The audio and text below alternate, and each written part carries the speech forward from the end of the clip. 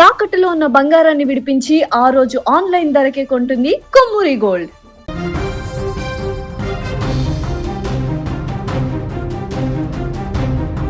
శివనామ స్మరణతో మారుమోగాల్సిన ఆ పుణ్యక్షేత్రం క్షణాల్లో ఆర్తనాదాలతో దద్దరిల్లింది.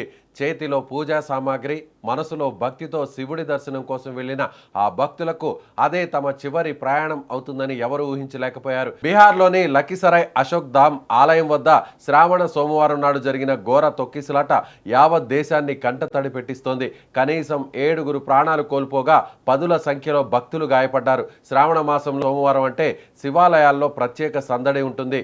లఖీసరాయ్ అశోక్ ధామ్ మందిరానికి కూడా తెల్లవారుజాము నుంచే వేలాదిగా భక్తులు తరలివచ్చారు. శివుడికి జలాభిషేకం చేసేందుకు ప్రతి ఒక్కరూ ఆతృతగా క్యూ లైన్లో వేచి ఉన్నారు. అయితే ఉదయం పూజలు ప్రశాంతంగా సాగుతున్న సమయంలో అనూహ్యంగా భక్తుల రద్దీ విపరీతంగా పెరిగింది.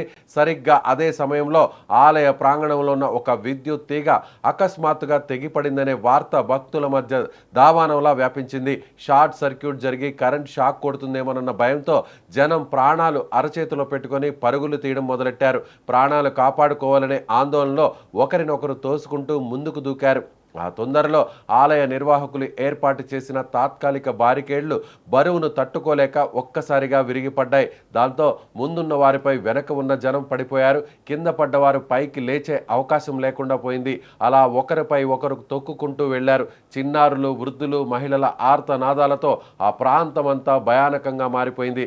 దర్శనం కోసం వచ్చిన ఎందరో భక్తులు కళ్ల ముందే నేల కొరిగారు.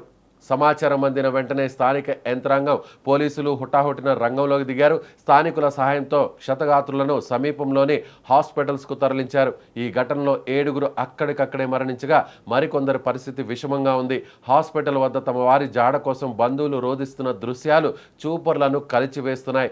లఖీసరాయ్ జిల్లా కలెక్టర్ శైలేంద్ర కుమార్ స్వయంగా పరిస్థితిని సమీక్షించి రద్దీ నియంత్రణ తప్పడం వల్లే ఈ ఘోరం జరిగిందని నిర్ధారించారు. పవిత్రమైన శ్రావణ మాసంలో భగవంతుని ఆశీస్సుల కోసం వచ్చి ఇలా విగత జీవులుగా మారడం ఆ కుటుంబాలకు తీరని లోటు.